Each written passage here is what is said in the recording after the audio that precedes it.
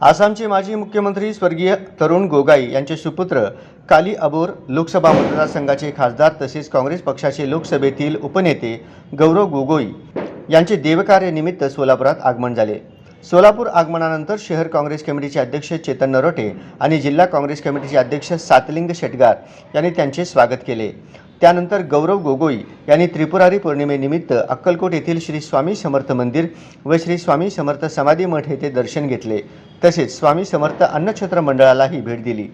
यावेळी श्री स्वामी समर्थ मंदिर समिती आणि अन्नछत्र मंडळाच्या वतीनं गौरव गोगोई आणि पृथ्वीराज साठे यांचा सत्कार करण्यात आला। या प्रसंगी अखिल भारतीय काँग्रेसचे सचिव आणि आसाम काँग्रेसचे सहप्रभारी पृथ्वीराज साठे हे देखील उपस्थित होते।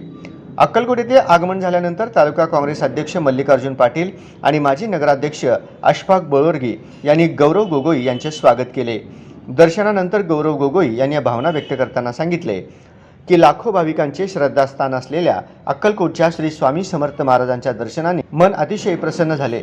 या पवित्र स्थळी येऊन मनाला अपार शांती आणि आध्यात्मिक ऊर्जा लाभली। अक्कलकोट हे महाराष्ट्रातील श्रद्धा, भक्ती आणि मानवतेचे प्रतीक आहे। या भूमीत येणे हे माझ्यासाठी भाग्याची गोष्ट आहे।